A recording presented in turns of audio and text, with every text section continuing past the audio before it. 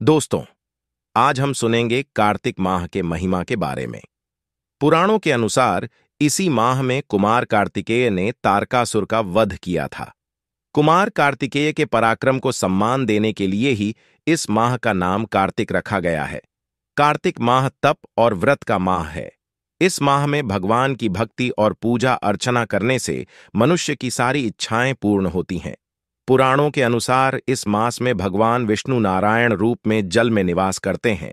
इसलिए कार्तिक कृष्ण प्रतिपदा से लेकर कार्तिक पूर्णिमा तक नियमित सूर्योदय से पहले नदी या तालाब में स्नान से अक्षय पुण्य की प्राप्ति होती है। शास्त्रों के अनुसार जो मनुष्य कार्तिक मास में प्रतिदिन गीता का पाठ करता है उसे अनंत पुण्यों की प्राप्ति होती है। गीता के एक अध्याय का पाठ करने से मनुष्य घोर नरक से मुक्त हो जाते हैं। स्कंद पुराण के अनुसार इस महीने में अन्न दान करने से पापों का सर्वथा नाश हो जाता है। पौराणिक कथा के अनुसार शंखासुर नामक असुर ब्रह्मा जी से वेदों को चुरा कर भाग रहा था। वेद उनके हाथों से छूटकर समुद्र में प्रवेश कर गए। देवताओं की प्रार्थना से प्रसन्न होकर भगवान विष्णु ने कहा कि मैं मछली का रूप धारण करके अभी वेदों को लाता हूं। उसी समय भगवान ने कहा कि अब से कार्तिक के महीने में सभी वेदों के साथ मैं स्वयं जल में रहूंगा। इस महीने में नियमित स्नान पूजन करने वाले पर कुबेर भी कृपा करेंगे। जो धर्मात्मा व्यक्ति इस महीने में मेरी पूजा करेगा उसे यमलोक और स्वर्गलोक नहीं, सीधा बैकुंठ की प्राप्ति होगी और वह जन्म मृत्यु के चक्र से मुक्त हो जाएगा। कार्तिक मास के महात्म्य में बताया गया है कि एक गणिका थी। जवानी ढलने लगी तो उसे मृत्यु और उसके बाद की स्थिति का विचार परेशान करने लगा।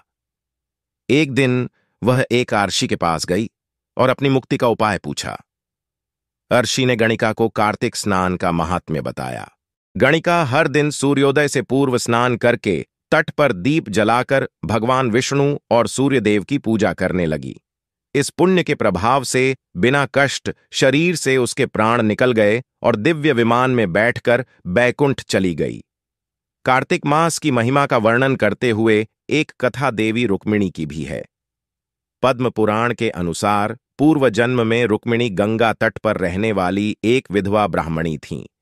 वह नियमित रूप से गंगा स्नान करके तुलसी की पूजा किया करती थीं और भगवान विष्णु का ध्यान करती थीं। कार्तिक मास की ठंड में एक दिन स्नान करके पूजा करने के क्रम में इनकी आत्मा को शरीर से मुक्ति मिल गई। इनकी आत्मा के पास पुण्य की इतनी पूंजी थी कि उन्हें देवी लक्ष्मी के समान स्थान प्राप्त हो गया। इसी पुण्य के प्रभाव से वह भगवान श्री कृष्ण की पटरानी बनी।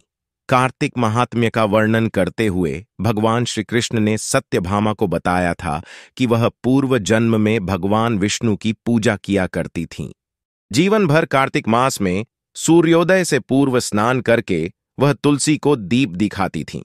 इस पुण्य से सत्यभामा श्री कृष्ण की पत्नी हुई। भगवान श्री कृष्ण ने बताया कि कार्तिक का महीना सभी महीनों में मुझे अति प्रिय है। जो भी व्यक्ति इस महीने में अन्नदान दीपदान करता है उस पर कुबेर महाराज भी कृपा करते हैं। इस माह को बहुत ही पवित्र माना गया है। इस माह में ही भगवान विष्णु अपनी योग निद्रा से जाग जाते हैं और तब सभी तरह के मांगलिक कार्य प्रारंभ हो जाते हैं। इसी कार्तिक मास में दीपावली का महापर्व आता है। पुराणों में कार्तिक मास की महिमा का वर्णन मिलता है। इस माह में दीपदान, स्नान, विष्णु पूजा और तुलसी पूजा के साथ ही पौराणिक कथा सुनने का बहुत ही लाभ होता है। आओ जानते हैं कार्तिक मास की कथा।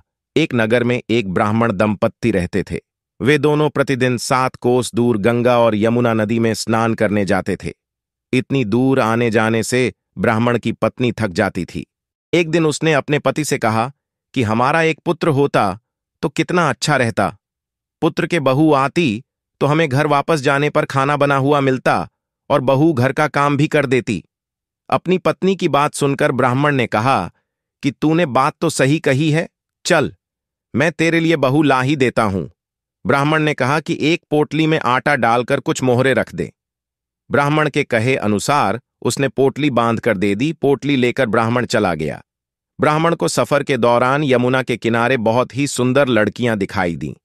वे रेत में घर बनाकर खेल रही थीं। उनमें से एक लड़की ने कहा कि मैं अपना घर नहीं बिगाड़ूंगी, मुझे तो रहने के लिए ये घर चाहिए। लड़की की बात सुनकर ब्राह्मण मन ही मन सोचने लगा कि बहू बनाने के लिए यही लड़की उचित है।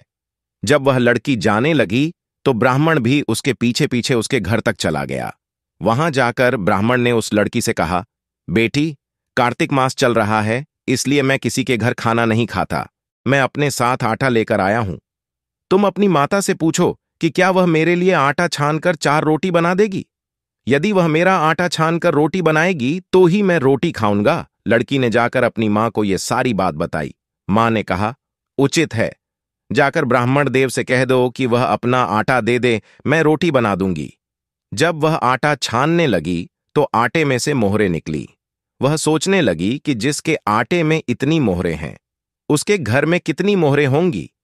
जब ब्राह्मण खाना खाने बैठा तो लड़की की मां ने उस ब्राह्मण से पूछा, क्या आपका कोई लड़का है और क्या आप उस लड़के की सगाई करने जा रहे हो? यह सुनकर ब्राह्मण ने कहा कि मेरा लड़का तो काशी में पढ़ने गया हुआ है, लेकिन यदि तुम कहो तो खांड कटोरे से विवाह करके तेरी बेटी को अपने साथ ले जाऊं। लड़की की मां ने कहा, ठीक है ब्राह्मण देव। इस पर लड़की की मां ने लड़की की खांड कटोरे से शादी करके ब्राह्मण के साथ भेज दिया। ब्राह्मण ने घर आकर कहा, रामू की मां, दरवाजा खोलकर देख, मैं तेरे लिए बहू लेकर आया हूं। ब्राह्मण की पत्नी भीतर से ही बोली, हमारे तो कोई बेटा बेटी नहीं है, तो बहू कहां से आए? दुनिया ताने मारती थी, अब आप भी मारने लगे। ब्राह्मण ने कहा, तू दरवाजा खोलकर तो देख। जब ब्राह्मणी ने दरवाजा खोला तो सामने बहू को खड़ी देखा। उसने बहू का स्वागत किया और आदर सत्कार से अंदर ले गई। अब जब ब्राह्मण अपनी पत्नी के साथ नदी स्नान करने जाता तो पीछे से बहू घर का सारा काम करके और खाना बनाकर रखती थी। वह उनके कपड़े धोती और रात को हाथ पैर भी दबाती थी। इस तरह बहुत दिन बीत गए। ब्राह्मणी ने अपनी बहू से कहा कि बहू, कभी भी चूल्हे की आग मत बुझने देना और मटके का पानी खत्म मत होने देना। परंतु एक दिन चूल्हे की आग बुझ गई। यह देखकर बहू घबरा गई और भागी भागी अपनी पड़ोसन के पास गई और कहा कि मेरे चूल्हे की आग बुझ गई है, मुझे थोड़ी आग चाहिए। मेरे सास ससुर सुबह 5 बजे से गए हुए हैं। वह थके हुए घर आएंगे, इसलिए मुझे उनके लिए खाना बनाना है। यह सुनकर पड़ोसन ने कहा कि तू तो बावली है, तुझे ये दोनों मिलकर पागल बना रहे हैं। इनके कोई पुत्र नहीं है, ये ने संतान है। बहू ने कहा, नहीं, ऐसा मत बोलो, इनका बेटा तो बनारस काशी में पढ़ने गया हुआ है। इस पर पड़ोसन ने कहा कि यह तुझे झूठ बोल कर लाए हैं, मेरी बात सच मान, इनके कोई बेटा नहीं है। अब बहू पड़ोसन की बातों में आ गई और कहने लगी कि अब आप ही बताओ मैं क्या करूं। पड़ोसन ने कहा कि करना क्या है, जब तुम्हारे सास ससुर आए तो जली हुई रोटियां बनाकर देना और बिना नमक की दाल बनाकर देना, खीर की कड़छी दाल में और दाल की कड़छी खीर में डाल देना। पड़ोसन ने उसे अच्छे से सिखा पढ़ा दिया। फिर जब उसके सास ससुर घर आए तो उसने न तो उनका आदर सत्कार किया, ना ही उनके कपड़े धोए। जब उसने सास ससुर को खाना दिया तो सास बोली, बहू, आज यह रोटियां जली हुई क्यों हैं और दाल भी अलुनी है? तब बहू ने पलटकर कहा कि एक दिन ऐसा खाना खा लोगे तो कुछ बिगड़ नहीं जाएगा तुम्हारा। सास ससुर को खरी खोटी सुनाकर वह फिर से पड़ोसन के पास गई और बोला कि अब आगे क्या करना है। पड़ोसन ने कहा कि अब तुम 7 कोठों की चाबी मांग लेना। अगले दिन जब भी स्नान करने के लिए जाने लगे तो बहू अड़ गई कि मुझे तो 7 कोठों की चाबी चाहिए। तब ससुर ने कहा कि इसे चाबी दे दो। तब सास ने बहू को चाबी दे दी। सास ससुर के जाने के बाद जब बहू ने दरवाजे खोले तो देखा कि किसी में अन्न भरा है, किसी में धन भरा है और किसी कोठे में बर्तन पड़े हैं। जब उसने सबसे ऊपर का 7वां कोठा खोला तो देखा कि शिवजी, पार्वती माता, गणेश जी, लक्ष्मी माता जी, पीपल पथवारी, कार्तिक के ठाकुर, राई दामोदर, तुलसी जी का बिडवा, गंगा यमुना और 33 कोटि देवी देवता विराजमान है। वहीं पर एक लड़का चंदन की चौकी पर बैठा माला जप रहा है। यह सब देखकर उसने लड़के से पूछा कि तुम कौन हो? तब लड़का बोला कि मैं तेरा पति हूं, अभी दरवाजा बंद कर दे, जब मेरे माता पिता आएंगे तब दरवाजा खोलना। यह सब देखकर बहू बहुत खुश हुई और 16 श्रृंगार कर सुंदर वस्त्र पहनकर अपने सास ससुर का इंतजार करने लगी। उसने अपने सास ससुर के लिए अच्छे अच्छे पकवान बनाए। जब उसके सास ससुर घर पर आए तो उसने उनका आदर सत्कार किया और प्रेम पूर्वक खाना खिलाया और हाथ पैर दबाने लगी। पैर दबाते दबाते बहू ने कहा कि माँ, आप इतनी दूर गंगा यमुना स्नान करने के लिए जाती हो तो आप थक जाती हो, इसलिए आप घर पर ही स्नान क्यों नहीं करती हो? यह सुनकर सास कहने लगी कि बेटी, गंगा यमुना घर पर तो नहीं बहती है। तब उसने कहा, हाँ मां जी बहती है, चलो मैं आपको दिखाती हूं। जब बहू ने 7वां कोठा खोलकर दिखाया तो उसमें शिव जी, पार्वती जी, गणेश जी, लक्ष्मी जी, पीपल पथवारी, कार्तिक के ठाकुर, राय दामोदर, तुलसी जी का बिड़वा, गंगा यमुना बह रही है और 33 कोटि देवी देवता विराजमान है। वही चौकी पर बैठा एक लड़का माला जप रहा है। मां ने उसे देखकर कहा कि बेटा तू कौन है? लड़का बोला, मां मैं तेरा बेटा हूं। तब ब्राह्मणी ने पूछा कि तू कहां से आया है? लड़के ने जवाब दिया कि मुझे कार्तिक देव ने भेजा है। मां ने कहा, बेटा यह संसार कैसे मानेगा कि तू मेरा बेटा है? मां ने कुछ विद्वान पंडितों से मदद मांगी। पंडितों ने कहा, इस पार बहू बेटा खड़े हो जाएं और उस पार मां खड़ी हो जाए।